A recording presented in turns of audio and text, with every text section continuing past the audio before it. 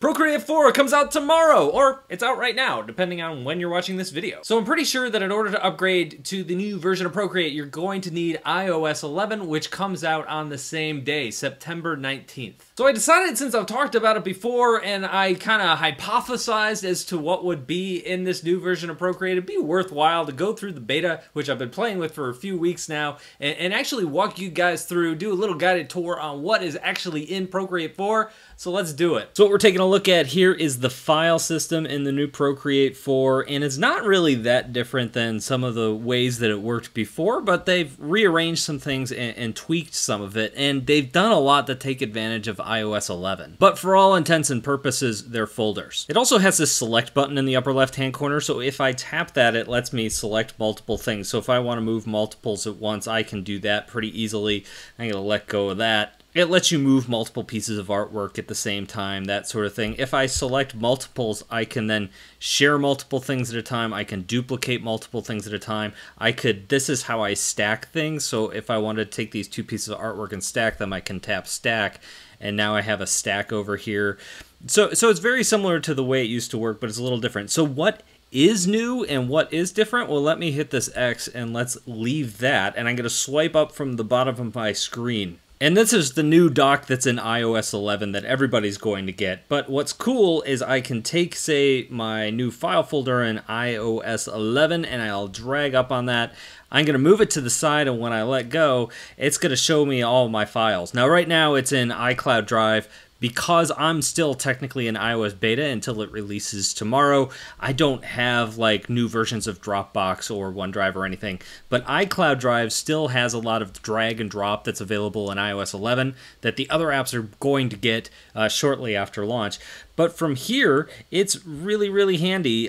So this is my iPad folder. If I wanted to, I can take a stack of artwork, and I'll just drag that in, and when I release it, what it's going to do is it's going to stick both of those in my iCloud Drive. So it's really handy. Or I could select multiple things, and I could move multiple things, you know, into that drive. So if you want to back up your stuff, it is so much easier than it used to be. Let me go to one of these folders, and I don't really have anything cool in here. Maybe I can find something neat. Oh, here's one. So this is just a screenshot. If I want to import something from my drive, very easy to do. Now, I think this is just a PNG. I didn't actually draw this in Procreate. But if I want to pull stuff in from my iCloud Drive or any kind of drive, it is super easy to do that now. Before, you'd have to tap import. You'd have to search for where you wanted to be. So just adding this file system, adding the drag and drop to the iPad, so much smoother, so much nicer than it used to be. So whenever I'm done with that, I could just drag the middle off to the side, and now I've got a full screen Procreate once again.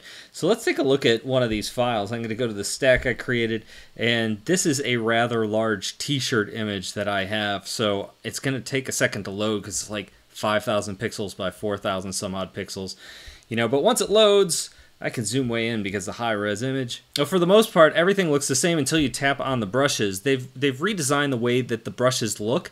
For the most part, nothing really has changed here. You used to swipe left and right on the top. I think this is much more discoverable if this is the first time you're using the program. In fact, it took me a couple weeks to discover that Procreate had way more brushes in it than I originally thought. But by lining them up along the side here, it makes it a lot easier to find the stuff that you're looking for. The other thing that they've changed up quite a bit, and is one of the big additions, is that they've added wet brushes to this, or the ability to have wet brushes. So let me grab something. I have a black background, so I don't know how well it's going to work.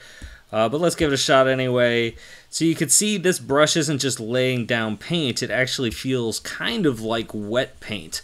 So that comes in, that could be really cool. This isn't something necessarily that I use too much in my work, but if it's something that you like in your work, it comes in really, really handy. It's kind of cool.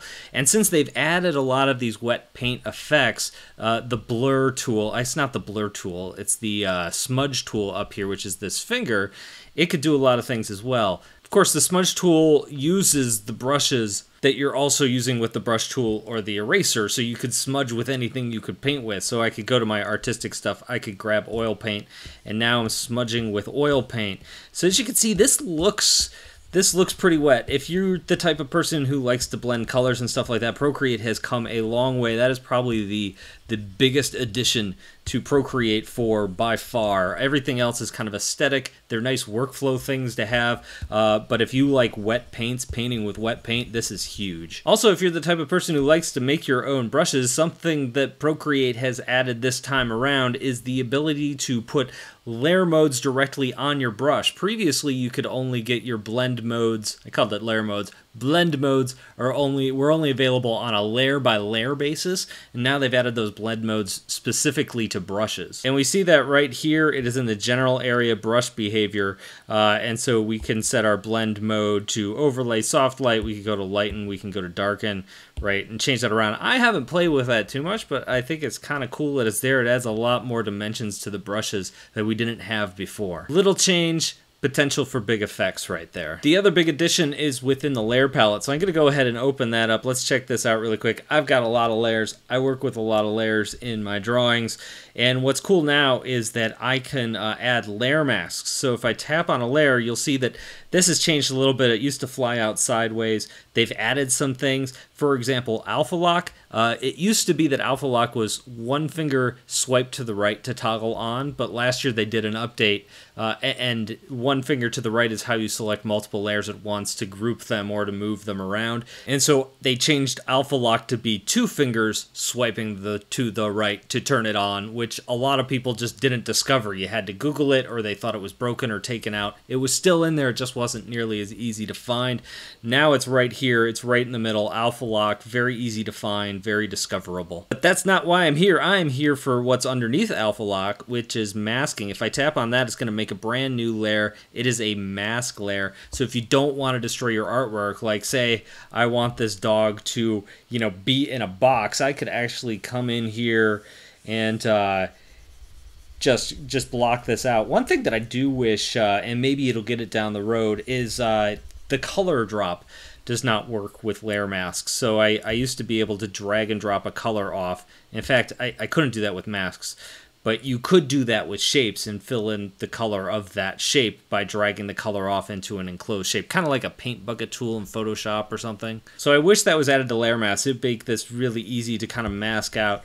But what's kind of cool about layer masks is, you know, I could do this all day, but when I come in here, my artwork underneath is not destroyed. If I get rid of it, or if I just turned it off, I can get rid of that mask, which is really handy if you have a character kind of going behind an object and you want to kind of get rid of their arm or part of their leg or something like that, but you don't know if you want them to stay behind that object. You can mask out that armor leg you drew instead of like actually erasing off the armor leg. Most of the other changes are pretty small. For example, if we go to the color menu, down along the bottom, we can change from the disk to the classic color picker doodad.